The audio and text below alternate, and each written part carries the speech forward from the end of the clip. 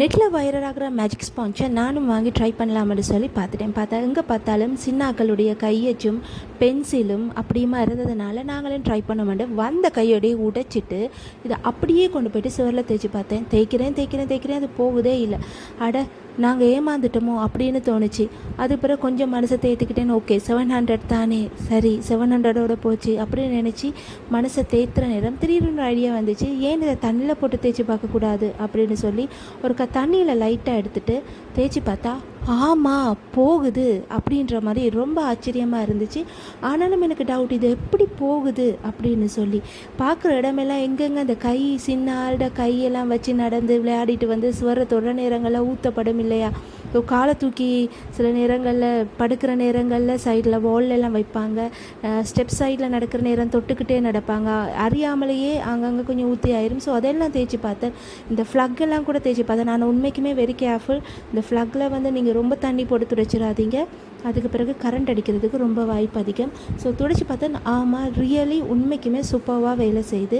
எனக்கு ஆச்சரியம், இது உண்மைக்குமே வேலை செய்தான்ட்டு கிச்சனில் இருக்கிற சும்மா நார்மல் ஸ்பஞ்ச் எடுத்துகிட்டு வந்து தேய்ச்சி பார்த்தேன். போகுதான்னு சொல்லி ஊத்தைக்கு மேலே தேய்ச்சி பார்த்தேன். தேய்க்கிறேன் அது போகவே இல்லை. அதுக்கு பிறகு சரி அந்த ஸ்பாஞ்சில் தான் ஏதோ ஒரு மேஜிக் இருக்குதுன்னு சொல்லி திருப்பி இந்த ஸ்பாஞ்சை வச்சுட்டு அந்த ஸ்பாஞ்சை வந்து எடுத்து தேய்ச்சேன்.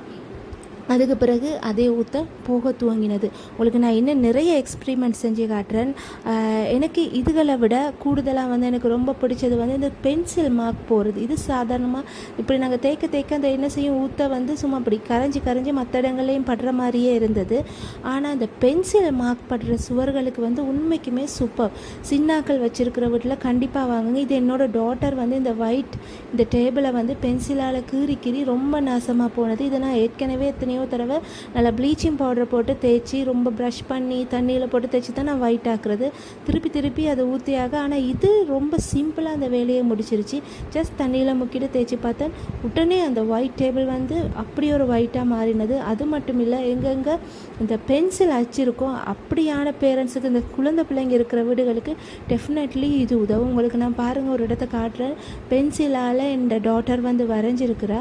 ஸோ அந்த இடம் வந்து சூப்பராக உடனேயே இன்ஸ்டண்ட்டாக வந்து அந்த பென்சில் மார்க் போகுது.